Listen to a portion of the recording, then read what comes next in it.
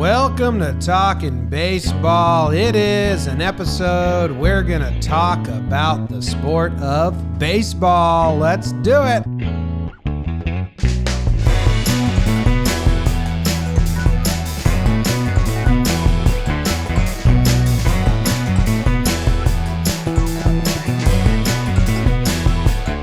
What's going on, everybody? Welcome back to Talkin Baseball. Myself, Jimmy, Jake, right next to me, Trevor Plouffe. He is in California.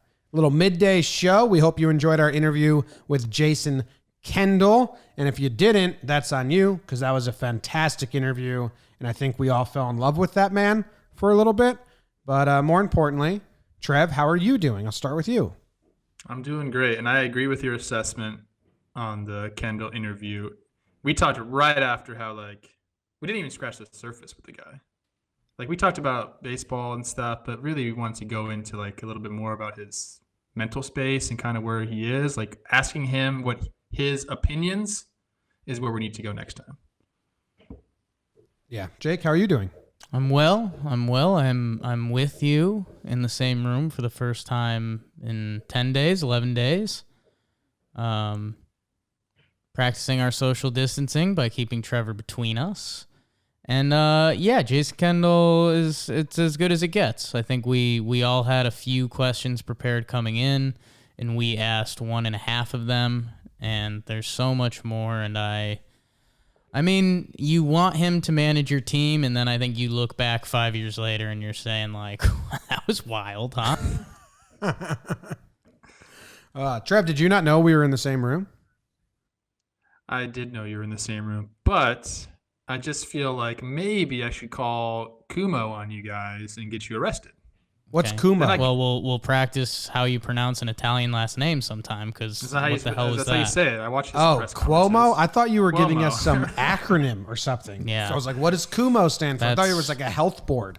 I need to get you guys thrown in jail. Then me and BBD can just run this show on our own, which is my master plan. Nice. Eventually. You kind of offended my heritage with the way you pronounce that, to be completely honest with you. How do I say it? Cuomo. Yeah. Quo. Whatever. That doesn't sound Italian to me, but. Ow. We both have pierced nipples. Fun fact. Didn't know that. Which one? Because there's 2 of them. Yeah, 3. Jake's got 3. Yeah. Mm-hmm. And the third is not where you think it is, Trev. I was saying Cuomo's. You guys were talking about nipples. Yeah. Yeah. Baseball's here. Show. You, Trev, you got all these non-New Yorkers keep telling Jake and I that we can't go outside, or at least telling me I can't go outside. They think that groceries and laundry don't exist. It's very, very, very annoying. So anyone that listens, it's impossible to not go outside. You can run errands. What do you mean? I still do. This is an errand by Jake. Yeah, he's running an errand, I guess. Spread your hand out. Let me see how far you guys are. Go. I don't like it. Either you have a huge wingspan or I don't like it. No, it's a huge wingspan. It's the longest my arm's ever been. Plead the fifth on that. So we were kind of discussing what are we talking about today. There's not much brand new news. And I think that there's been some new reports, and Jake and I kind of did this on JJR yesterday, but I think you're on the same page, Plouffe, where that Cactus League and Grapefruit League came out. It was fun to ponder for a little bit, but in the end, it's another there's a lot of hiccups there. We heard that's not real at all. That it hasn't come up yet. It was not discussed within baseball. Then the Japan thing comes out. So from my standpoint, I think Jake's with me, and I think you're with me. We're done with all of these new ideas. I'm not giving any of them any more attention. Is that where you're at as well? Yeah, the Japan thing's ridiculous. Okay. So that one's just gone. The Cactus League, Grapefruit League, I think has more merit than the All Arizona. I agree with you there. League. I disagree. And I do think they probably discussed it, because it sounds to me like they're just discussing all possibilities. And I guess in a roundabout way, all they're really trying to do is have people continue to talk about baseball. That's smart PR. They want people to talk about things. So I would say until we're back with a firm date, we're gonna get stupid tidbits like that just to drum up some excitement, just to get idiots like us talking about it. I agree, but I'm out because now it's clear that that's what's happening, and they're not actually discussing these things in MLB. They're just throwing them out to the masses. And we joked that if the Japan news, they just needed to sit on that for another week and give us one idea a week. But because they gave us two ridiculous ideas within the same week, it's like I now see through you, reporters, and I'm out. I'm not entertaining a thing for a long time. It's like when you have a dog and you're playing fetch and you fake throw the ball. First time, the dog's like, whoa, what just happened? Second time, it's like, wait a second, you're not throwing the ball, so I'm not really going to run. That's kind of where you're at right now. They faked you out twice. Yeah, the third time, he just runs around your back and finds it behind your hand. Jake, if he was a dog, I think might fall for it a few more times. Yeah, I mean, thank you guys for your dog tips. As the only dog owner here, shut your butts. And B, I think. And again, this is where I differ from you guys a little bit. I think the Arizona plan is the only plan that's actually been discussed somewhere in the walls of baseball. Commissioner Plouffe brought it to our attention. And again, I think the details on that were, ludicrous. People abandoning their families and everything. But I still do think there's something that's the closest realm, because I still think you can make something work out. You have to change a lot of the details. But again, where things fall apart for me with even the Florida-Arizona plan, fake Florida-Arizona plan, is that you've completely changed baseball. And then I think players are just tapping out. Like, why risk that? If you could somehow get everyone in Arizona, play 80 games, and still have your teams and play the teams in your division, like, you can make that legitimate. And I guess that's where me and JOMBOY mostly differ, because I still think they can get something legitimate. We're actually closer, because I think it's exhibition season, and then I think once that comes, it's just they're going to say this isn't worth it. But you still think a real semblance is a possibility, where I don't. I think they can mimic it enough. But yeah, and then I think the problem for me is once they get into that realm, I think we'll still get something, but you'll have players dip. I think if you're Garrett Cole, why risk it? If you're any of the players that make real money, why are you doing any of this exhibition stuff? Yeah, that kind of brings us to what I alluded to before we started this show. Trev's hot scoops. I'm just getting tidbits, guys. This isn't who I sought out to be. So you want it to be called Trev's Tidbits officially, this segment? Do you want an intro sound for Trev's Tidbits? It's more like little birdies. Do you guys know Trevor Rosenthal Littlefinger in Game of Thrones got his little birdies? Yeah. Or is that Varys? Varys has the little birds. I just feel like I got little birds, and I don't really want them, but I'm just getting tidbits. Okay, so I thought I would share one with you. Okay, tidbit number one. Go. It goes along with what you're talking about with Garrett Cole, and you're saying, is it worth it to him? And what we've consistently preached on this show is that both sides are incentivized to get this season done because there's money to be made. And one thing we thought was interesting was how easily the Players Association was able to get MLB to commit to giving guys a full year of service time regardless of the amount of games we played. That seemed a little too easy, right? Sure. Yeah, I thought so. I thought it was a big win at the time. I was like, whoa, they got that easily. Well, I started thinking about it, and now that I got this little piece of information that I'm about to share, there's a reason for that, right? MLB, the owners, they already have their books ready for next year and the year after. They understand what their payroll is going to be, what they want to spend, all that. They don't just fly by the seat of their pants. They have people planning for this. So they had already planned for people to get service time, obviously. Like, that's not something they're like, we haven't planned for everyone to get service time. It's already in the book. So what do they care? in the grand scheme of things, for them to set baseball back, it's like, we don't need to do that. So here you go. We've already planned for this in our books. But there's always a caveat to that. Once you help somebody out, like they did with the Players Association, because they had power to say, we're probably not going to give you guys a full service year if we only play 70 games. They had the power to do that, and they didn't. Now we're finding out the reason why, and I don't believe this is public. But when guys do come back for games, if they do, they will not be getting full salaries. I've heard through the grapevine, through one of my little birdies, that they'll be playing at a fraction of their contract because of the fact that there will be no fans in the stands, no concessions, no parking. A lot of the things that these teams rely on for their income are not going to be there. So when they come back, players are going to be playing for a fraction of their contracts. And now I'm starting to think, like you're saying, Jake, is it worth it for the players to be playing 2 doubleheaders a week, putting themselves at injury risk when you have a long-term contract like Garrett Cole does? I don't know if I want to be pitching on short rest, or if I want to be playing with makeshift facilities where I'm not getting treated how I'm used to being treated. My body might act differently.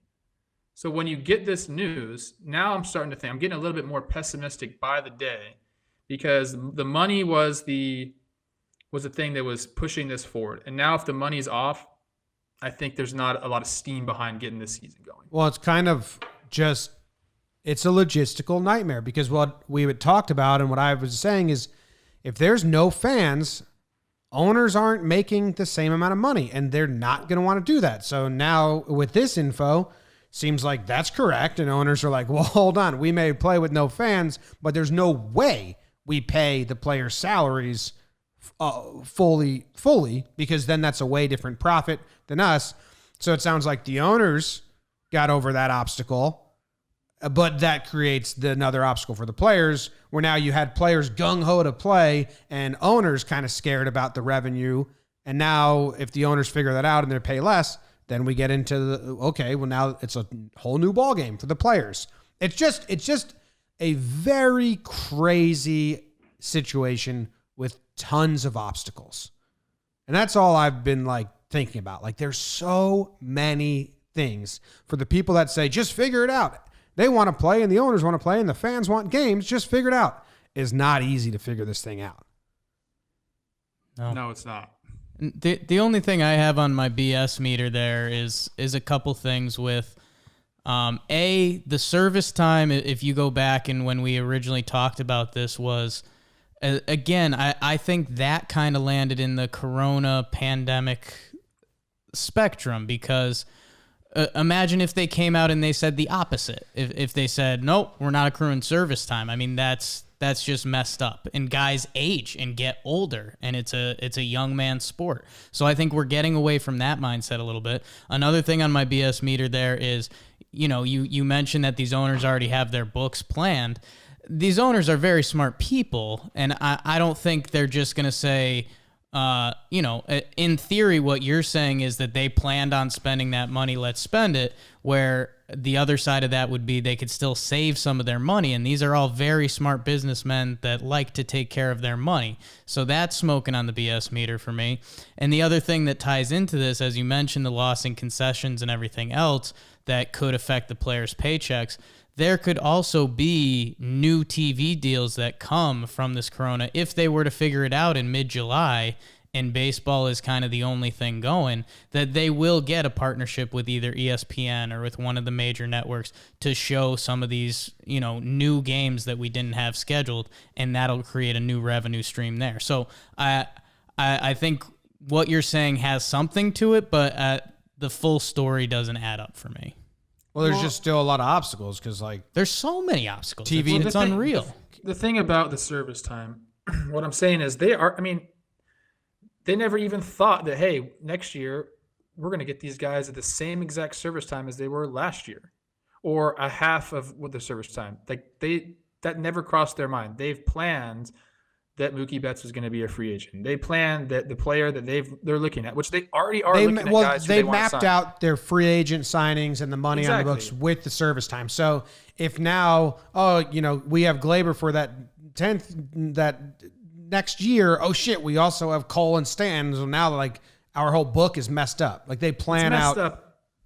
And if they went to battle with the Players Association about this service time, it'd be a long battle because that was huge for the players to not stop service time. Then we're going to see that spill right over into the CBA talks. And it might not even get to talks. It might just be like, no, we're done. Like, end of this agreement, hold out, strike. Sorry about it. You guys didn't work with us when you could have worked with us. So I think it was more like, well, we already planned for it. We're going to act like we're actually giving them something when we don't really care about it because we've already planned for it. So we're going to say, oh, yeah, look, we made our concession. Now, guess what? Your turn. I mean, that's easy for them. I'd love to see the ripple effects of if service time got pushed, like where on the luxury tax, like who's like, you know, who gets over the limit now because they have a free agent on the books and this another year of service time, you know, where they thought they were planning on this dude being a free agency and leaving. There's got to be some situation where it's weird or some owner was like, oh shit, that fucks up our 2021. We have way too much money on the books here. Just there's a lot of ripple effects. I'm interested in all of them, I guess, good and bad. Yeah, have we? I haven't seen this. I'm going to ask you guys. Have you seen anything that talks about if we don't have a season this year, does everybody reset under the competitive tax balance? Because they didn't pay. Obviously, the payroll wasn't there. So, do you reset? Well, I haven't seen that either. I would guess yes. I would guess that's kind of cool too. That changes everything. I think the one thing I read, and I might be misremembering, I think I did read that they wouldn't get another year added, but they're at the same point as they were coming. It would just freeze it. Year. That makes kind of sense. So like Yankees went back over for 1 year, they'd still be at like the 1 year over level of penalties. But I'll go see if I can find that again. Yeah, if the season gets banged, the race to find out, okay, who's a free agent and what team needs people now if the season just gets banged is kind of crazy. Because it will be like, oh, the whole free agency thing is like, you know, everything got jumped ahead. 2 off seasons in a row, basically. Yes. Well, not even basically, 2 off seasons in a row. It's a weird time in baseball, obviously. Like the fact that we're diving this deep into the economics of the sport is funny to me. You know, we want to just talk about the games. Like, I just wish we were going to talk about who was in front in the AL East, why the Yankees have stumbled so far. Man, Garrett Cole doesn't look that good. I would love to be talking about stuff like that. Instead, we're going in and trying to figure out what these owners are thinking. And should the Twins be sellers at the deadline? Back after this. I wish we could talk about something like this. Is Trevor man. Plouffe one of the top 1,500 players in baseball? We find out after the break. You know it. BBD is working on a list. Of 1,500 people? Yeah. Well, like I said with Kendall on, I didn't make a 40-man roster last year, so that's 1,200 people right there. Right, but there's some logistics stuff there. I mean, teams have to keep some of their young prospects on the 40-man to protect them. So I do think if skill, I'm 100% there. Oh, yeah. If it's just top 40 dudes to put on a baseball field, you're golden. Yeah, but I'm not going to beat out the 22-year-old who just has start loads of swinging. Potential. Yeah. No, I'm so out, just guys. swing the stick. I think what happens? Just bring a wooden bat that you don't care about into the pool with you. Go into the deep end and do some underwater cuts when you're hanging out with your kids in the pool. I have a funny story about that. So back in the day in high school, me and one of my best friends on the baseball team, we go on this like local public TV show. And they start asking my friend about like, hey, have you been training, like working to get ready for this next season? And for some reason, this guy just like totally got stumped with that question. And I can see like the gears turning in his head. And he kind of like blanks and looks around. He goes, yeah, I've been doing some running under. And then I'm like, what's he going to say right here? He goes, I've been doing some running underwater. And he keeps going. And I kind of look at him like, what the fuck are you talking about running underwater? This is in 2003, dude. Okay. And he's like, I don't know. Afterwards, I was like, what are you talking about? You running underwater, bro? And he's like, I have no idea. That just came out of my mouth. Like, I don't Froze never up. done that before. There wasn't even such thing as like underwater treadmills since then. And later he's like, I just saw a picture of like Muhammad Ali doing like his punches underwater. And I just like thought of that. So I just said it. And turns out like he was kind of a genius. They started making like underwater treadmills and like these workouts that take like the zero gravity workouts. But this was in 2003. He was way ahead of his time. And it was just like a really funny thing because he just like, completely made it up. So I'll paint a scene for all the listeners out there. Your wife comes home from groceries shopping, right? The kids are in the backyard. She walks out to the backyard. She says, Teddy, where's your dad? And Teddy just points to the deep end, and you see some bubbles. And then up pops you in full uniform, batting gloves, wooden bat. You were just getting your Shane Falco on down there, just taking some hacks. End scene. End scene. End scene. End scene. That's the picture I painted for the viewers, listeners. Well, it's not going to happen. Don't say do. With that I attitude. do have the pool heated right now, so See, I could there just you go. hop right in there. Get in there. What's tidbit number 2? Tidbit number 2. And this one, man, I'm kind of reluctant to share this a little bit because I have no idea if it's true, so I have to say allegedly. Perfect. Okay. I don't want to get us in trouble. Ideal. Does this one deserve a drum roll, you think? No, it's pretty obvious. I think when I say it, you're like, oh yeah, duh. Okay. So, and I'm gonna pose it as a question, and I think you guys are gonna get the right answer. The proposal, the Arizona proposal, we heard it was leaked. That's what everyone's saying, because clearly, like MLB is not gonna like just release that. Like the next day, they're like, whoa, like we didn't want that out. Or Yeah, and their whatever. reaction, yeah, of course. Seems like it was leaked. So, who do you think leaked it? I think the Arizona owner leaked it. The guy who owns the state of Arizona. That's my official guess. Odalis Perez. He's looking to get back in the news cycle. Jake was a little closer. I think I would guess the commissioner leaked it because it seems like we said they don't do focus groups. They just use Jim's the a public. big baseball leak stuff all the time guy. I think MLB leaks stuff nonstop. Yeah. Well, then there you just got a little closer, but I would go opposite end of the spectrum.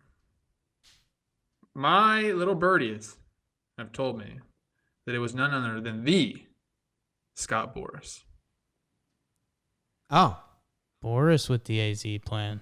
What does And the he reason have he to win or leaked it- lose? But that doesn't make sense because that means Heyman. Got him going. That means Got him Heyman would going. have posted the article and not Passan. He could switch up your game, and the way I'm thinking about it, and this is all alleged, Scott. If you're watching the show, he probably watches this show. If I had He's a to guess, fan. Scotty Yeah. B's watching this show. He tries to sign me all the time. Yeah. So Pool boy. Yeah. Needs a pool boy. he sent his brother to interview me when I was interviewing agents. Jeff Boras came, and not Scott. Out. You're out. Oh. You're Instant. Yeah. Anyways, so I'd have no ill will. What do you think Jeff's At all. turn down rate is? Like, do you think Jeff Boras knows that he gets sent just to hear the word no? Like, is he the guy on the MTV Next Bus? Like, Jeff shows up and the player's just like, nah. Yeah, that ain't If it. I someone don't know. signs with Jeff Boras, I think he pops champagne. Well, it's not like him or Scott. It's like he's representing the company. I understand, but if he goes back to Scott and says, hey, I signed him, I think Scott's actually mad at him. Like, you're not supposed to do that. You collect my I don't nose. know. All I know is he sent them. I have no ill will towards Scott Boras. This is only information I'm passing along. Okay. And the reason I think he leaked it was because how stupid that plan was. And He Jeff doesn't told you want- this? Who? Jeff Boras, he's the one that told you this? Jeff leaked it. But the reason I think that he did is because it was stupid, and he doesn't like his players playing for less money. You know, the Players Association guaranteed whatever the amount of money was for 2 months to be split amongst the teams. It's obviously a fraction of what the actual payrolls are in the MLB. And guess what? Players get paid Scott gets paid. That's just how it works. So players aren't getting paid. Scotty ain't making money. He had $1 billion offseason. He's not seeing any of that. Why don't we just have Passon on and ask him, hey, did that get leaked to you via Scott Boras? It could have been leaked to someone, to Jeff. You know, there's a lot of Heyman. ways to get this info out right now. Heyman was the middleman. We've cracked this. Is Heyman Boras's like little henchman? Yes. I want to say this. Like not even in disguise. What's that? Is it Heyman is Boras's mouthpiece, not even in disguise. Like it is so obvious. But anyway, what were you saying? I'm saying that we're not owned by anybody. All our opinions and thoughts are our own. And if somebody tells us something, we'll let you know that it didn't come from us. Right now. That's true. And so welcome aboard. Do you guys think officially. that's a weird thing? Or do you think that's just like par for the course? I think that, things get leaked all the time. And yeah, who knows who leaked it? It could be Manfred saying, hey, float this out there. We want to hear what people have to say about this. It could be Boras saying, can someone please tell MLB they're dumb and make sure this doesn't happen because it messes with his money? It could be a lot of things. And there's a lot of reasons why it makes sense. Like, it makes so much sense to use the press as your tool. You know what I mean? Of course that happens. But and first of all, I sat like this to stretch my neck, and now I look just absolutely roped up. I just got the fingers under the bicep the right way, and my forehams are popping, so that's pretty huge for the YouTube. Following up, okay, what's Scott Boras' endgame? To not have that happen. To get paid. Yeah. Paid. So, him leaking that, how does that get us quicker to playing baseball, which gets him paid? Just showing that the plan is ridiculous so they can tighten it up around the edges? Or so we can start getting another plan? What's Boras' endgame? To get paid what he's worth. See, guys would rather get paid what they're worth than just make chump change in the meantime. So he would rather skip this season and get paid in full so that he can go forward making what he's worth than take a half cut for a couple months.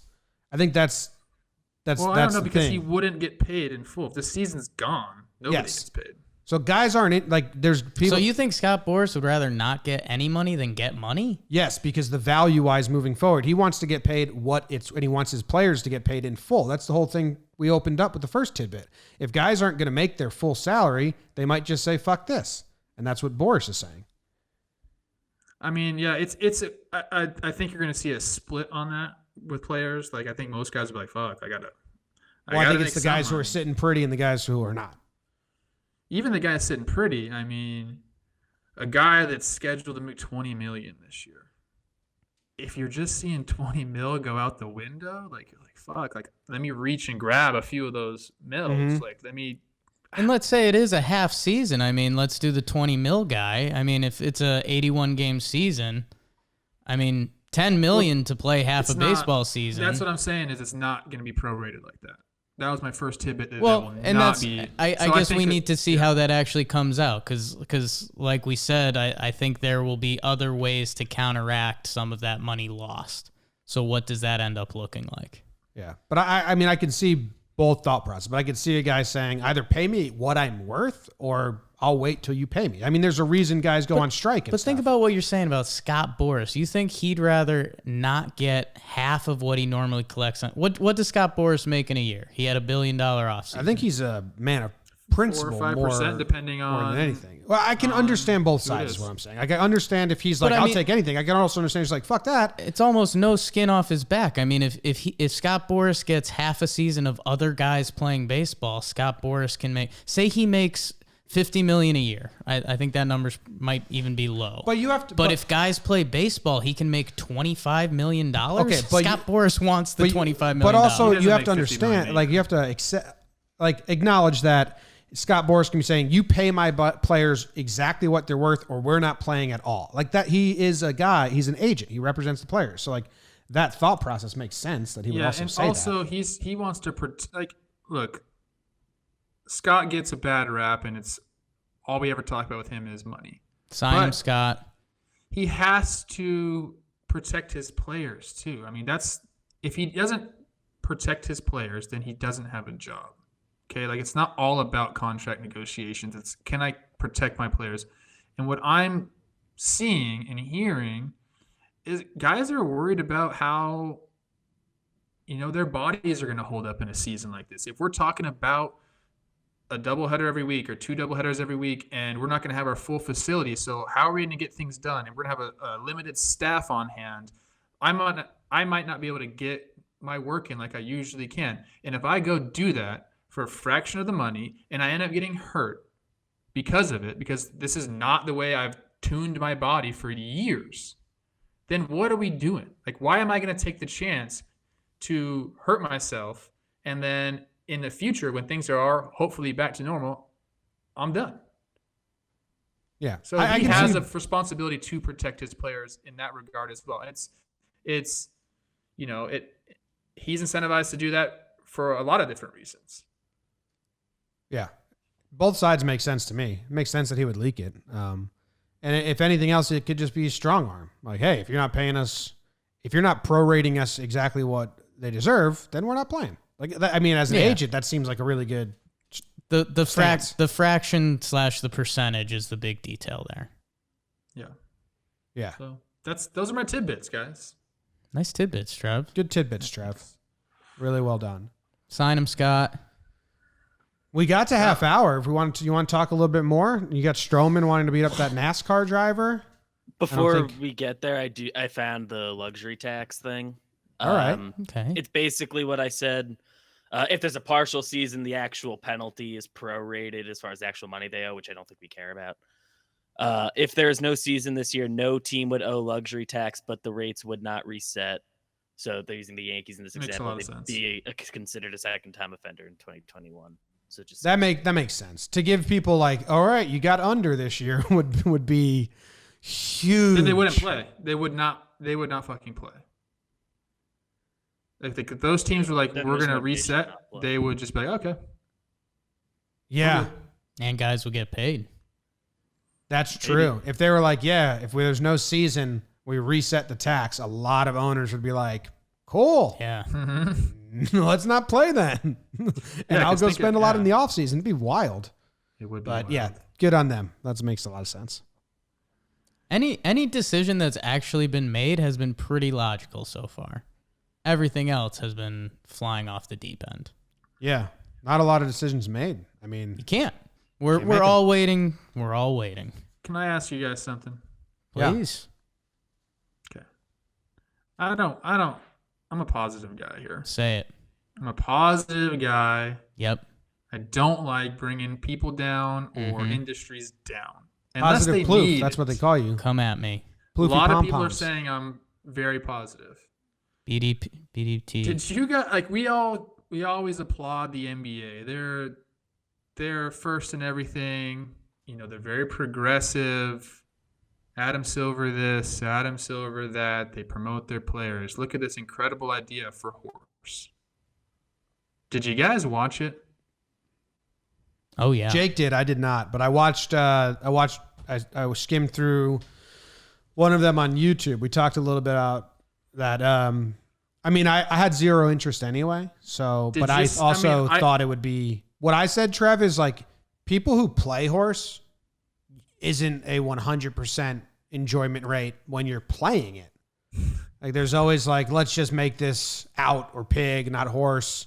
Like, come on, just make one, get this over with. So like, I thought it was set up to be pretty brutal from the start. I was all about it because in my mind, I'm like, look, we got some older guys, some younger guys. The older guys are going to be doing like half court shots. The younger guys are going to be doing, like, especially Zach LaVine. I'm going to be doing between the legs, 360 windmill dunks, and like it's going to be awesome. They're all going to be in this gym, like they're separate gyms, but like they'll be in a basketball gym somewhere. I thought they'd have cameras set up, so it's kind of like they produce it. It's ESPN in the NBA, in the WNBA. I watched the first one with Trey Young and Chauncey Billups, and I wanted to throw up because it was like watching the Blair Witch Project, but like with like bad Wi-Fi. The cameras were so horrible. Trey Young was playing on a child's basketball net with a broken string hanging down. It was lopsided. It was windy outside. Chauncey Billups had a nice court, but again, like the picture was it was the worst thing I've ever seen. We're 4 dummies right here producing a show, and we absolutely kill them as far as like production value. I don't understand who greenlit that, but I couldn't stand watching it, and it was so disappointing to me because we always do think the NBA is like doing things the right way. You know, they've done it, and this sounded like a good idea, but man, they screwed it up so badly. Yeah, and I think the finger might not even be at the NBA, Trev. And I know the first part of that speech was, the NBA gets too much love, probably, mostly just juxtaposed to the other commissioners. But I think it's on ESPN because ESPN, like you're saying, the production value is 0. I kept saying it looked. I lost John when I was saying it, but it looked like they drew pictures on a napkin and like those were the images. I mean, it was just pathetic. Like you're saying, I mean, we've been in this for a little bit, and I think you might have called us idiots or something in there, which thank you. But yeah, no, the fact that they didn't either send them like better wireless hookups or they didn't send them an actual video camera. Here's a really long Ethernet cord, and here's a laptop. Film it on this. Hold the laptop. You'll be plugged in. Like we've seen some guys, I think with you and some guests that have called, and they've used iPads, and we've been like, wow, that iPad camera is actually pretty crispy. Like that's not bad. The fact that they didn't do any of that is pathetic. Oh, they could have done an iPad, Ethernet into an iPad. You're right. They could have done so anything instead of what they did. And it's that's the part that's shocking, which again, I don't know if it falls on NBA or ESPN. I think they felt like, hey, people just want sports, they'll watch anything. And it was like, nah. Yeah.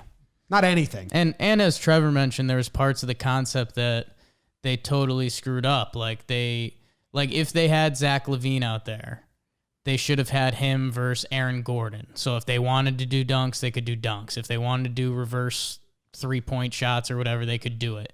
Instead, it was him versus Paul Pierce, and there was a no dunking rule, and Zach LaVine slapped the backboard on one side and did a reverse layup, and he was against Paul Pierce, who can barely move. And so Paul Pierce like touched the little rubber part under the backboard and then just chucked it up and hit the bottom of the hoop. And he's like, that's a letter, huh? So I mean, it's the concept that they were looking to do something. I mean, I'm going to assume NBA might have made a little queso off of it, but production wise, I'll point the finger at Espen there because it's unwatchable. It was unwatchable. 100%. God. Sorry, I had to go. I had to go off on that because I appreciate you, King. I got the juices were flowing a little bit. I said, little sports are on, I don't really ever watch the NBA during the regular season. I don't think really anybody does. It's one of the most pointless regular seasons in all of sports. But I was excited to watch this, and then I turned it on, and immediately I was like, it was like watching a YouTube video from 2007. Yeah. So I'm out. Out. Trev's out. Damn. Any final notes, Jake? Not really. I'm kind of liking Trevor's shirt hat combo. He's been very matchy lately, Trev. Yeah. You've been matching your shirts and your hats. Is this something that you always do? This is interesting because this don't match at all. And on camera, they kind of do. Like this hat is tan, like a sand color, and my shirt is like mustard yellow. They look like you tried to match them, but they don't really match. I'm gonna show you guys a little naked woman. Okay. Oh, wow. Talking baseball first. Again, you can't prove to me that's a woman. I can't. Yeah, you're right. Thank you. And also, Trev, congrats on the official announcement. Part of JOMBOY Media announcement announced. That was, thank you. Someone wrote that was about the 24th time we've announced it. Mm-hmm. Which, to that person, I say, just relax. and let me gonna have be my okay. shine. If you listen to for the a little pod, Yeah. it was announced a lot. If you just a random follower on Twitter who doesn't, Yeah. And surprisingly, people were nice to me. And I was expecting like a lot of hate, maybe, because Wow. that's what the internet is. But people were nice about it. So that made me feel good. good job, the people. Drink any good Thanks, guys. brews? You still frothing your coffee? Like, what's going on with you, dude? I mean, yeah, I've been having beer, but nothing crazy. In California right now, and I've actually told you guys this, pretty much wherever you are, whatever state you're in, you can now get delivery from your local breweries. So the entire state of California, I can get beer from all these different breweries. So I've been kind of doing that. I've been ordering from this one brewery up in Oakland. Mm. And they sent a case of beer down. And for you guys, actually, this I T-shirt. mean, they I'm wearing- delivering that far? Yeah. That's crazy. I thought you meant like So- the local liquor and- store was driving a teenager No, to your house. anywhere. So for you guys, this T-shirt is from Grimm, and they are a brewery in Brooklyn, who I love. Maybe my top brewery in the entire country. Is And I that who told you send guys, us a link to? Because I like said, that was a go order beer classic. from them. I would love to click this and do it, but I'm absolutely not gonna. But I want to. You should. Okay, I mean, it's really Jim will. it's. I got easy 3 to do beers it. in my fridge right now. Want to know what they are? Yes. They're all the same. Rec League. Have you heard of that? I have. It's a Bud Light that tastes like an IPA. So it's like a session IPA. Whatever. Same calories as like a Bud Light, 3.8%. So it's not crazy. That was but a big. That was a big movement a while back. Session IPAs were the thing because it went like as hoppy as you can get it, and then it went to like triple IPA, so we need the booze in there, and then people were like, "Well, I like these, but I'm if full." I drink them, I'm full and I'm fat." So then people were like, "All right, let's make session IPAs where you still get the aroma and the taste of the hops, but with less alcohol." We went to a wedding in Maine where they had them, and I enjoyed it because you can drink a lot, and there's actually a flavor to it instead of. I don't mind Bud Light either, but there's not a flavor there really. So. Well, do yourself a favor, and I know we have a lot of listeners in the New York area. So if you're in the state of New York, we'll give a little plug to Grimm because I've always liked them. And go order beer Grimm. from wherever you're at. Order Wherever beer you're from at. your local breweries. Our New Mexico They need listener it. named Keith, he can go get them. What? Just letting Keith in New Mexico know that he can go get them as well. Ew. I want to. I'm trying to think about any breweries in New Mexico. I feel like Oh, I probably wow. have. There's got to be some in Taos, Sober state. I'm going to cue up the outro music. Albuquerque And then, Brewing, and then BBD, you give those last words you said you really wanted to give. BBD. No thanks. Okay. Oh my God. All right. That's the show. He's been getting shine lately with his little home plate. Shining hard. Yeah. Been fun. Beautiful.